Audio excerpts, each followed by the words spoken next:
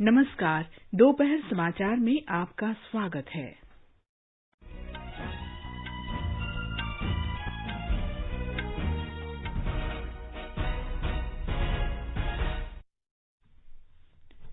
केंद्र सरकार किसानों के साथ दोपहर बाद 3 बजे नई दिल्ली में बातचीत करेगी। गृहमंत्री ने किसानों से बातचीत करने से पहले सरकार के प्रमुख मंत्रियों के साथ उच्च स्तरीय बैठक की।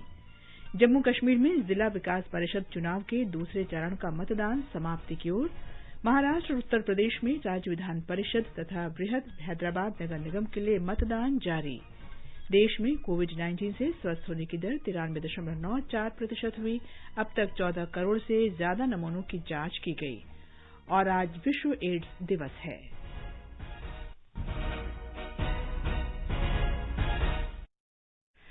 दोपहर समाचार में निखिल कुमार के साथ मैं कनकलता। कोविड-19 महामारी के खिलाफ देश एकजुट होकर लड़ रहा है।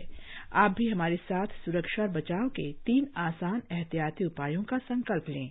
मास्क पहनें, 2 गज दूरी है जरूरी, सुरक्षित दूरी बनाए रखें, हाथ और मुंह साफ रखें। अब समाचार विस्तार से।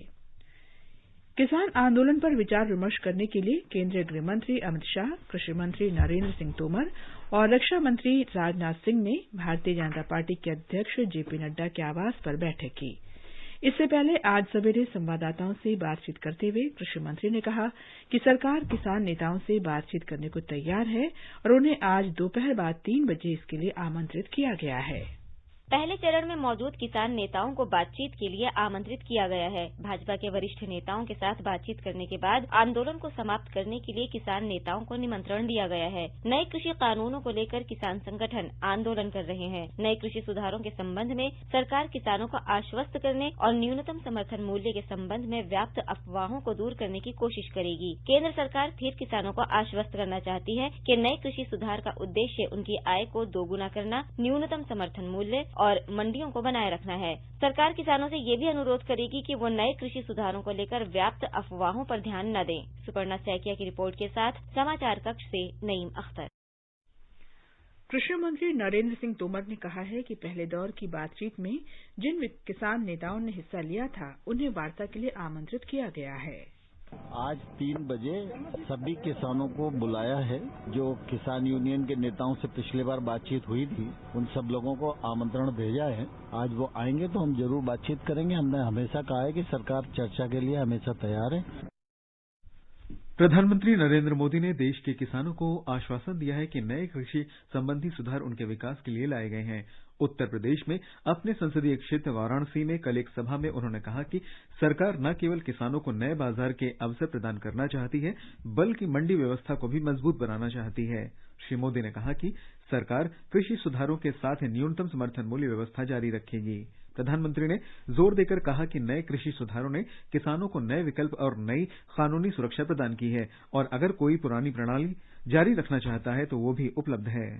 नए कृषि सुधारों से किसानों को नए विकल्प और नए कानूनी संरक्षण ही तो दिए गए हैं। पहले तो मंडी के बाहर हुए लेन देन ही गैर कानूनी माने जाते थे। ऐसे में छोटे किसानों के साथ अक्सर धोखा होता था, क्योंकि छोटा किसान तो मंडी पहुंच ही नहीं पाता था। अब ऐसा नहीं है। अब छोटे से छोटा किसान भी मंडी से बाहर हुए हर सौदे को लेकर कानूनी कार्यवाही कर सकता है। नरेंद्र मोदी सरकार ने देश में कृषि क्षेत्र में बदलाव लाने और किसानों की आय बढ़ाने के उद्देश्य से कई उपाय किए हैं। सरकार ने हाल ही में इस दिशा में नए कृषि अधिनियमों को लागू किया है, जिनमें किसान उत्पादन, व्यापार और वाणिज्य अधिनियम 2020 और मूल्य आश्वासन और कृषि सेवा अधिनियम 2020 शामिल हैं। एक रिपोर्ट। किसान उपज व्यापार और वाणिज्य संवर्धन और सुविधा अधिनियम 2020 का मुख्य उद्देश्य उन बिचौलियों को समाप्त करना है जिन्होंने किसानों के अधिकांश उत्पादक आय को कम किया है। इस ऐतिहासिक कानून की वजह से कृषि मंडियों में फलने फूलने वाले ऐसे बिचौलियों पर सरकार ने गहरा आघात पहुंचाया है। कृषि और किसान की आय से सीधे सीधे संबंध रखने वाले संसद द्वारा पारित 3 पथ प्रदर्शक कानूनों की वजह से देश में किसान पहली बार अब अपनी उपज को बेहतर कीमत पर बेचने की स्वतंत्रता पा चुका है। किसान अब अपने कृषि उत्पाद के संबंध में खेती के पहले भी करार करने के लिए मुक्त है। वहीं दूसरी ओर फसल कटने के बाद अब वह अनाज सीधे सीधे फैक्ट्री, गोदाम या कोल्ड स्टोरेज में भी बेच सकता है। समयानुकूल जरूरतों के अनुरूप इन कानूनों के प्रावधान के अंतर्गत किसान अब अपनी उपज ऑनलाइन व्यापार के माध्यम से भी देश के किसी कोने में बेच सकता है। इसी के अंतर्गत किसान संगठनों और निजी कंपनियों द्वारा इलेक्ट्रॉनिक ट्रेडिंग प्लेटफॉर्म स्थापित करने की सुविधा भी प्रदान की गई है। इन सब के अलावा नए विधान कृषि उत्पाद संबंधित न्यूनतम समर्थन मूल्य की मौजूदा व्यवस्था और कृषि मंडियों की मौजूदा प्रणाली को किसी भी तरह से संशोधित किए बगैर किसानों को नई व्यवस्था चुनने का विशेषाधिकार देते हैं। आकाशवाणी समाचार के लिए आनंद चतुर्वेदी, दिल्ली। जम्मू कश्मीर में जिला विकास परिषद चुनाव के दूसरे चरण में 43 क्षेत्रों में मतदान जारी है। इनमें से 25 क्षेत्र कश्मीर घाटी और 18 जम्मू के हैं। इस चरण में 7,90,000 से अधिक मतदाता 321 उम्मीदवारों के भाग्य का फैसला करेंगे। सरपंच के 83 और पंच के 331 रिक्त सीटों के लिए भी उपचुनाव हो रहा है।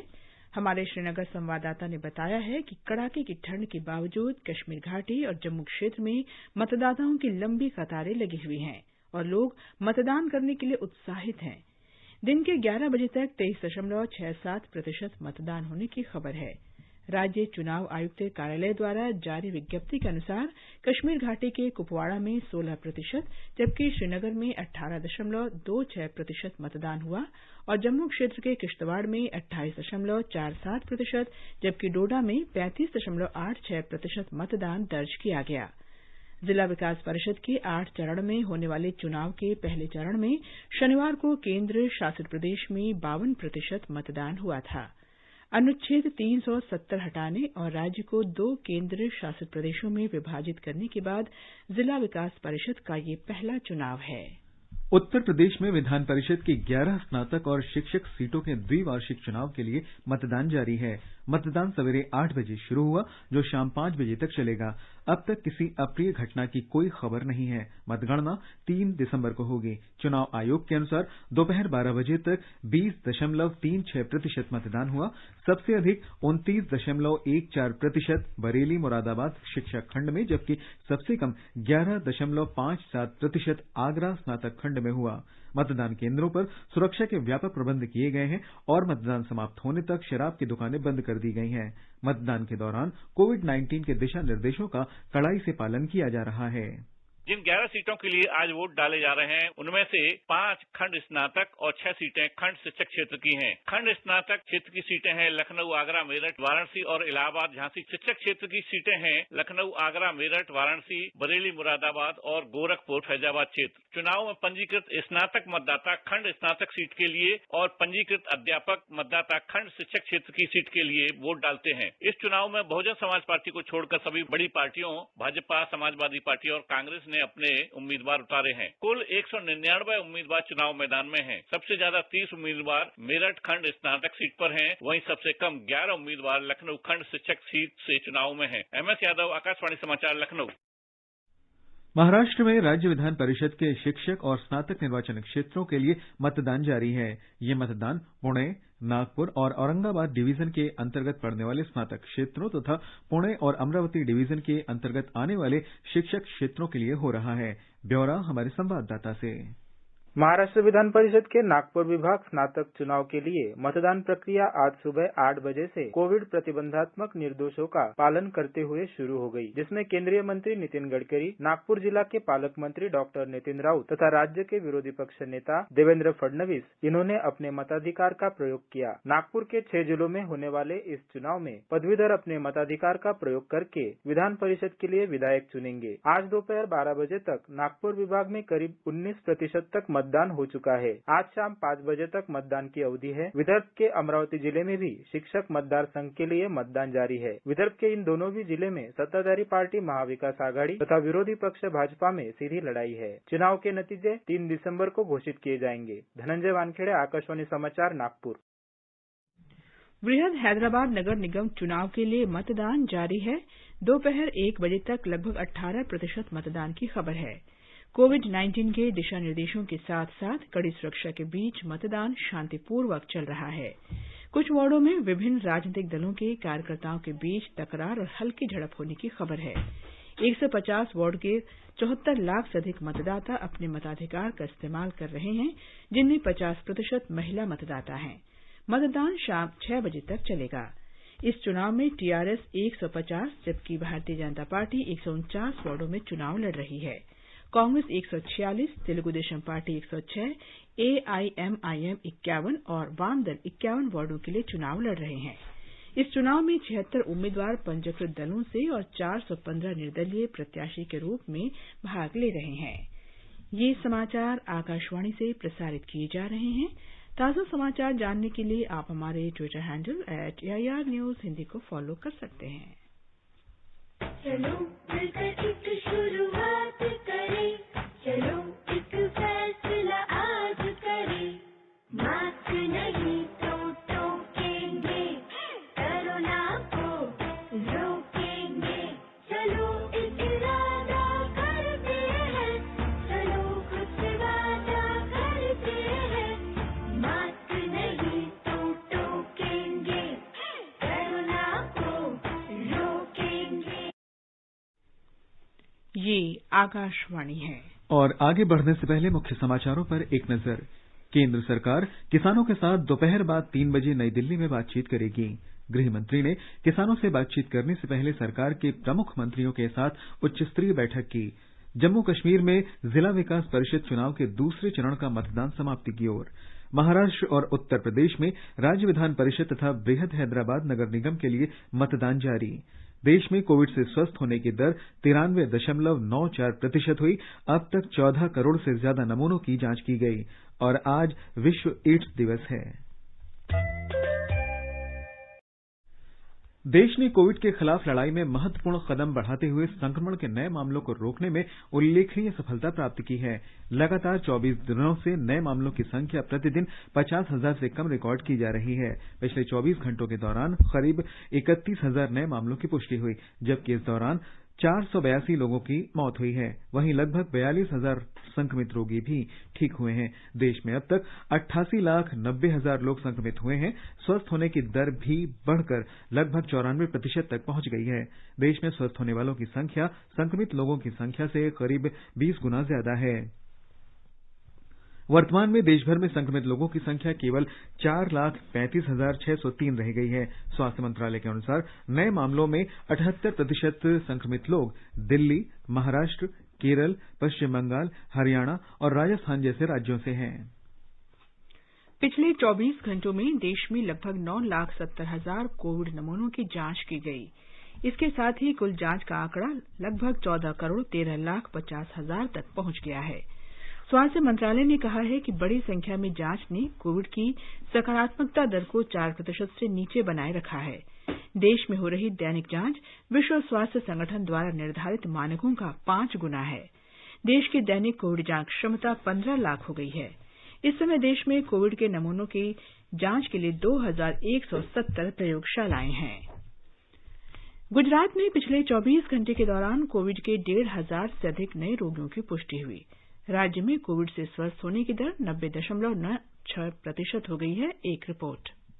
भारत ने कोविड-19 महामारी के खिलाफ अपनी लड़ाई में दुनिया के अन्य देशों की तुलना में अच्छा प्रदर्शन किया है। इस संबंध में सबसे अच्छा मानदंड 10 लाख आबादी के सामने संक्रमण के मामलों की संख्या और मृत्यु की संख्या है। भारत में प्रति 10 लाख जनसंख्या पर मृत्यु की संख्या 98 है, जो भी America, Brazil, France, Spain, Britain, Italy जैसे देशों की तुलना में बहुत कम है। यह कोरोना वायरस महामारी के फैलने से लेकर अब तक प्रधानमंत्री नरेंद्र मोदी द्वारा समय पर उठाए गए कदमों की एक श्रृंखला के कारण है। अब भारत दुनिया में कोविड-19 के खिलाफ टीके के विकास और उत्पादन में विश्व को नेतृत्व करने जा रहा है। देश में स्थित वैक्सीन विकास सुविधाओं पर प्रधानमंत्री की हाल की यात्रा और वैज्ञानिकों के साथ प्रधानमंत्री की बातचीत इस दिशा में एक बड़ा कदम है। 100 देशों के राजदूतों की पुणे में सीरम इंस्टीट्यूट की निर्धारित यात्रा भी इस दिशा में बहुत महत्वपूर्ण मानी जा रही है। योगेश पंड्या, आकाशवाणी समाचार, अहमदाबाद।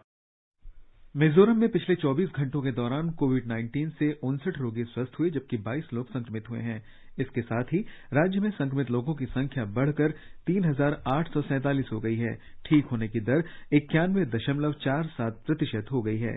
राज्य स्वास्थ्य विभाग के अनुसार 3,499 रोगियों को स्वस्थ होने के बाद विभिन्न अस्पतालों से छुट्टी दे दी गई। इस समय राज्य में 321 रोगियों का उपचार चल रहा है। तेलंगाना में पिछले 24 घंटों के दौरान कोविड के 502 नए मामलों का पता चला है। इन्हें मिलाकर राज्य में अब तक 2,70,000 से अधिक लोग संक्रमित हुए, जिनमें से 2,59,000 से अधिक रोगी ठीक हो चुके हैं। पिछले 24 घंटों के दौरान राज्य में इस संक्रमण से 3 लोगों की मौत हो जाने के कारण मरने वालों की संख्या बढ़कर 1,461 हो गई है। राज्य में कल 46,000 कोविड नमूनों की जांच की गई। हैदराबाद में पिछले 24 घंटों के दौरान 101 नए मामलों का पता चला। इसी दौरान मेदचल, मलकाजगिरी, रंगारेड्डी, करीमनगर, नलगोंडा, भद्राद्री कोठगुदम जिलों में संक्रमण के कई मामलों का पता चला है। भारत में 24 मार्च को शुरू हुए लॉकडाउन से कोविड-19 के तेजी से प्रसार को रोकने में मदद मिली है। प्रधानमंत्री नरेंद्र मोदी ने जब पूर्ण लॉकडाउन का आह्वान किया था तब देश में लगभग 500 मामले ही थे। देश में लॉकडाउन की अवधि का उपयोग करीब 15,000 समर्पित स्वास्थ्य सुविधाओं के निर्माण और 15 लाख से अधिक आइसोलेशन बिस्तर तैयार करने में किया गया। इसी दौरान 2,70,000 ऑक्सीजन सुविधायुक्त बिस्तर और 78,000 आईसीयू बिस्तर भी तैयार किए गए। देश भर में सरकारी अस्पतालों में 32,400 वेंटिलेटर भी लगाए गए। एक रिपोर्ट। भारत में लॉकडाउन लगाने में अगर और इंतजार या देरी की होती तो यहाँ के हालात यूरोप और अमेरिका से भी बदतर हुए होते। तब प्रधानमंत्री नरेंद्र मोदी ने राष्ट्रीय लॉकडाउन का फैसला लिया जो उस समय तक किसी अन्य देश ने नहीं लिया था। इस एक निर्णय ने कोरोना के खिलाफ जंग में भारत को खतरनाक रास्ते पर ले जाने से बचा लिया। यह सरकार के लिए एक महत्वपूर्ण समय था जिस दौरान महामारी के इलाज के लिए इंफ्रास्ट्रक्चर तैयार की गई। आकाशवाणी समाचार के लिए दिल्ली से मैं सुपर्णा सेकिया। सर गंगाराम अस्पताल के doctor lieutenant general Ved Chaturvedi ने आकाशवाणी से बातचीत में लोगों से अनुरोध किया है कि वे कचरा प्रबंधन के अंतर्गत मास्क और दस्तानों को कूड़े में फेंकने से संबंधित सरकार के दिशा निर्देशों का पालन करें।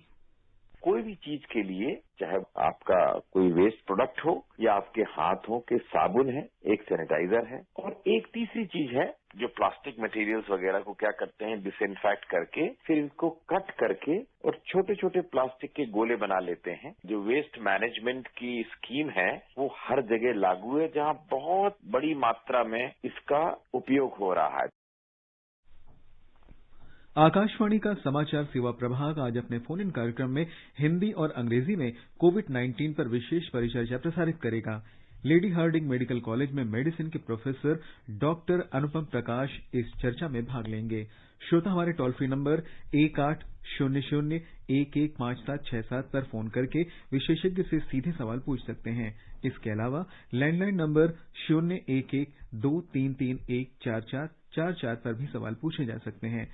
नंबर एक बार फिर सुन लीजिए, 1800-115767 और 01123314444। Twitter handle @AIR News alerts पर #AskAIR के जरिए भी सवाल पूछे जा सकते हैं। ये कार्यक्रम आज रात 9:30 बजे से FM गोल्ड और अतिरिक्त मीटरों पर सुना जा सकता है। ये कार्यक्रम हमारी वेबसाइट newsonair.com और हमारे YouTube channel news on AIR official पर भी उपलब्ध रहेगा। Mobile app news on AIR से भी अपडेट लिए जा सकते हैं। राष्ट्रीय बाल संरक्षण अधिकार आयोग के निर्देशों के अनुरूप आज पुणे में बच्चों के लिए एक विशेष पुलिस स्टेशन की शुरुआत की गई। हमारी संवाददाता ने बताया कि ये पुलिस थाना बच्चों में चरित्र निर्माण का काम करेगा। पुलिस के बारे में बच्चों के मन में डर की भावना को दूर करने के उद्देश्य से पुणे के लश्कर पुलिस स्टेशन के परिसर में शुरू किया गया बाल सुलभ पुलिस स्टेशन बच्चों में नैतिकता बढ़ाने की दिशा में भी काम करेगा। पुलिस लोगों के दुश्मन नहीं बल्कि दोस्त है, ये संदेश इस अनोखे पुलिस स्टेशन के माध्यम से देने की कोशिश की जा रही है। इस पुलिस स्टेशन में बच्चों के लिए किताबें और खिलौनों का भी इंतजाम किया गया है। IIT कानपुर के निदेशक डॉक्टर अभय करंदीकर ने इस पुलिस स्टेशन का उद्घाटन करते हुए कहा कि ये पुलिस स्टेशन किशोर उम्र के बच्चों में अपराध कम करने तथा उन्हें सुधारने की दिशा में एक अनोखी पहल है। पुणे के पुलिस आयुक्त अमिताभ गुप्ता ने कहा कि अगर ये पहल कारगर साबित होती है तो अन्य पुलिस स्टेशनों में भी इसी तर्ज पर काम किया जाएगा। माधुरी पांगे, आकाशवाणी समाचार, मुंबई। ये समाचार हमारी वेबसाइट newsonair.com/hindi और हमारे mobile app news on AIR पर भी उपलब्ध हैं।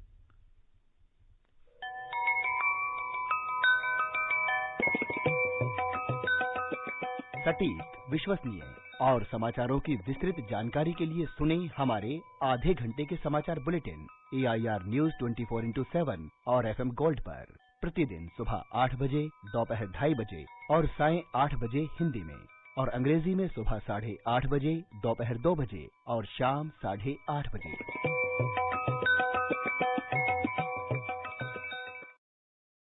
दोपहर समाचार में आपका फिर स्वागत है। आज विश्व एड्स दिवस है। ये दिन एड्स के बारे में लोगों को जागरूक करने के लिए मनाया जाता है। ये दिन लोगों को HIV के खिलाफ एकजुट होने और इस वायरस से पीड़ित लोगों की मदद करने के लिए प्रेरित करता है। विश्व स्वास्थ्य संगठन के अनुसार वर्ष 2019 में विश्व भर में 3 करोड़ 80 लाख लोग HIV से संक्रमित थे। भारत ने वर्ष 1992 में राष्ट्रीय एड्स नियंत्रण कार्यक्रम की शुरुआत की थी। उसके बाद से इस संक्रमण के खिलाफ लोगों को जागरूक करने और इसकी रोकथाम की दिशा में महत्वपूर्ण काम किया गया है। आकाशवाणी समाचार को दिए गए एक विशेष साक्षात्कार में भारत में संयुक्त राष्ट्र के एड्स निदेशक बिलाल कमारा ने एड्स की रोकथाम और नियंत्रण में भारत की भूमिका की प्रशंसा की और आने वाले वर्षों में प्राथमिकताओं को रेखांकित किया। Not forget people who have gone. Always remember we can win. We can win because we are on the way of winning, specifically in India. I want to invite everybody to really remember that we can win against HIV/AIDS as a public health threat by 2030. ये साक्षात्कार आज शाम 4:45 पर हमारे परिक्रमा कार्यक्रम में प्रसारित किया जाएगा। सीमा सुरक्षा बल BSF आज अपना 56वां स्थापना दिवस मना रहा है। 1965 में भारत पाकिस्तान युद्ध के तुरंत बाद संसद में कानून बनाकर इसकी स्थापना 1 दिसंबर 1965 में की गई थी। सीमा सुरक्षा बल के महानिदेशक राकेश अस्थाना ने समारोह को संबोधित करते हुए देश को आश्वासन दिया कि BSF पाकिस्तान की नापाक घुसपैठ को रोकने के लिए हमेशा तैयार है। उन्होंने कर्तव्य पालन के दौरान जान गंवाने वाले जवानों के परिवारों के प्रति कृतज्ञता व्यक्त की। प्रधानमंत्री नरेंद्र मोदी ने सीमा सुरक्षा बल के स्थापना दिवस पर उसके सभी कार्मिकों और उनके परिवारों को शुभकामनाएं दी हैं। एक ट्वीट में उन्होंने कहा कि सीमा सुरक्षा बल ने देश की रक्षा और प्राकृतिक आपदाओं के दौरान लोगों की मदद करने में अपने शौर्य और कर्मठता का परिचय दिया है। गृहमंत्री अमित शाह ने भी बल के जवानों को उनकी सेवाओं और कर्तव्य निष्ठा के लिए नमन किया। एक ट्वीट में उन्होंने कहा कि BSF ने हमेशा अपने कर्तव्यों का निर्वहन किया है। नागालैंड आज अपना 58वां स्थापना दिवस मना रहा है। ये 1 दिसंबर 1963 को भारत का 16वां राज्य बना था। इस अवसर पर आज कोहिमा में आयोजित कार्यक्रम को संबोधित करते हुए मुख्यमंत्री नेफ्यू रियो ने कहा कि राज्य ने हर क्षेत्र में अच्छी सफलता हासिल की है। कोहिमा स्थित राजभवन में नगा पीपल्स कन्वेंशन के अध्यक्ष इमकोंगलिबा आओ की प्रतिमा का अनावरण किया गया। राष्ट्रपति रामनाथ कोविंद ने नागालैंड के स्थापना दिवस पर लोगों को बधाई दी है।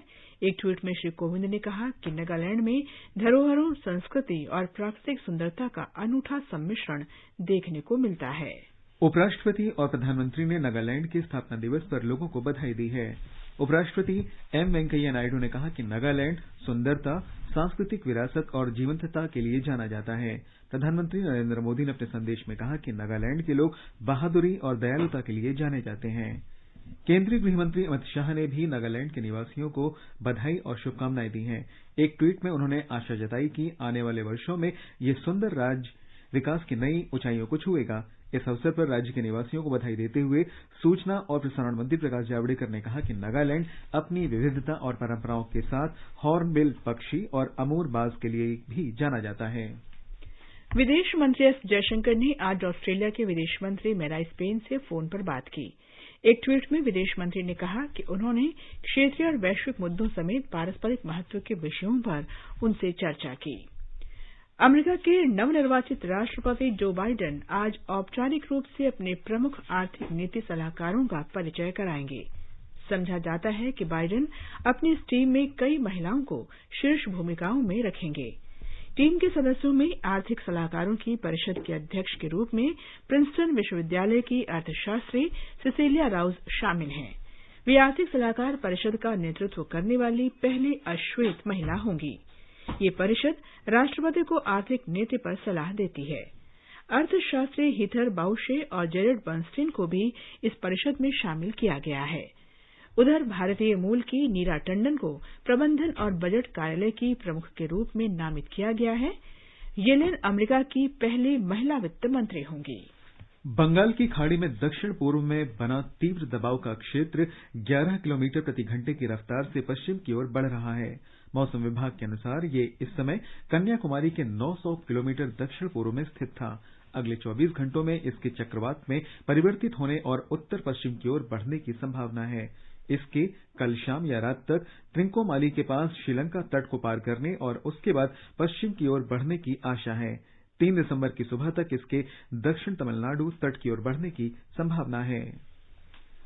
इसकी वजह से 2 से 3 दिसंबर तक के दौरान कन्याकुमारी, तिरुनेलवेली, तुतुकुड़ी, तेंकासी, रामनाथपुरम और शिवगंगई जिलों में कई स्थानों पर तेज वर्षा होने का अनुमान जताया गया है।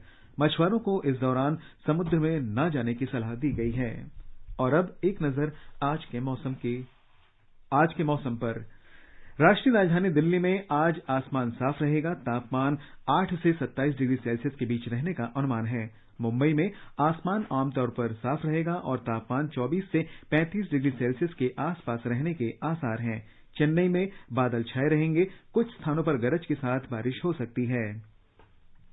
कोलकाता में आसमान साफ रहेगा। जम्मू में न्यूनतम तापमान 11 डिग्री सेल्सियस रहा और अधिकतम तापमान 24 डिग्री के आसपास रह सकता है। आसमान साफ रहेगा। श्रीनगर में भी आंशिक रूप से बादल छाए रहेंगे। न्यूनतम तापमान 0 से 1 डिग्री सेल्सियस कम और अधिकतम 14 डिग्री सेल्सियस तक रहने के आसार हैं। लेह में शाम या रात तक बादल घिर सकते हैं। पारा 0 से 3 डिग्री सेल्सियस नीचे, जबकि अधिकतम तापमान 7 डिग्री सेल्सियस रहने के आसार हैं। गिलगित में शाम को आंशिक रूप से बादल छाए रहेंगे और तापमान 0 से 2 डिग्री नीचे और अधिकतम 13 डिग्री के बीच रहने का अनुमान है। मुजफ्फराबाद में शाम को आंशिक रूप से बादल छाए रहेंगे। तापमान 4 से 20 डिग्री सेल्सियस के बीच रहने की संभावना है। देहरादून में तापमान 10 से 26 डिग्री सेल्सियस के बीच रहने का अनुमान है।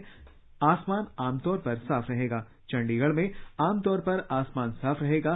तापमान 9 से 24 डिग्री सेल्सियस के बीच बना रहेगा। हैदराबाद में तापमान 17 डिग्री से अधिकतम 30 डिग्री सेल्सियस रहने के आसार हैं। आसमान में धुएं के साथ आंशिक रूप से बादल छाए रहेंगे। अहमदाबाद में आमतौर पर आसमान साफ रहेगा और तापमान 18 डिग्री और 35 डिग्री सेल्सियस के बीच रहने के आसार हैं। पटना में आसमान साफ रहेगा। तापमान 10 डिग्री से 27 डिग्री सेल्सियस के बीच रहने का अनुमान है। गुवाहाटी में सुबह धुंध छाई रही। तापमान 14 से 28 डिग्री सेल्सियस के बीच रहने की संभावना है। स्वास्थ्य मंत्रालय ने बाजारों के लिए कोविड-19 के नए दिशा निर्देश जारी किए हैं। इनमें मास्क न पहनने पर जुर्माना और कम व्यस्त समय में खरीदारी करने पर रियायत देने के प्रावधान शामिल हैं। मंत्रालय की मानक संचालन प्रक्रिया में कहा गया है कि कोविड नियंत्रण क्षेत्रों में बाजार बंद ही रहेंगे। दिशा निर्देशों में सुझाव दिया गया है कि यदि किसी क्षेत्र में कोरोना वायरस के मामलों की संख्या बढ़ती है तो वहां बाजार बंद करा दिए जाएं। खाने पीने की वस्तुएं और अन्य घरेलू सामान की ऑनलाइन बुकिंग से घर पर आपूर्ति कराने की व्यवस्था को बढ़ावा देने की बात भी कही गई है। मानक संचालन प्रक्रिया के अनुसार कोविड नियंत्रण वाले क्षेत्रों में बाजार पहले की ही तरह बंद रहेंगे। इन क्षेत्रों में रह रहे दुकानदारों और कर्मचारियों को बाजारों में प्रवेश नहीं करने दिया जाएगा। दिशा निर्देशों में कहा गया है कि बाजार संघों को बाजारों में कोविड की रोकथाम के उपाय संचालित करने के उचित कदम उठाने का भी परामर्श है। भारत और ऑस्ट्रेलिया के बीच तीसरा एकदिवसीय अंतर्राष्ट्रीय क्रिकेट मैच कल कैनबरा में खेला जाएगा। 3 मैचों की श्रृंखला में मेजबान ऑस्ट्रेलिया 2-0 की बढ़त बनाए हुए है। अंत में मुख्य समाचार एक बार फिर। केंद्र सरकार किसानों के साथ दोपहर बाद 3 बजे नई दिल्ली में बातचीत करेगी। गृहमंत्री ने किसानों से बातचीत करने से पहले सरकार के प्रमुख मंत्रियों के साथ उच्चस्तरीय बैठक की। जम्मू कश्मीर में जिला विकास परिषद चुनाव के दूसरे चरण का मतदान समाप्ति की ओर। महाराष्ट्र उत्तर प्रदेश में राज्य विधान परिषद तथा बृहद हैदराबाद नगर निगम के लिए मतदान जारी। देश में कोविड-19 से स्वस्थ होने की दर 93.94% हुई। अब तक 14 करोड़ से ज्यादा नमूनों की जांच की गई और आज विश्व एड्स दिवस है। इसके साथ ही दोपहर समाचार का ये अंक समाप्त हुआ। नमस्कार।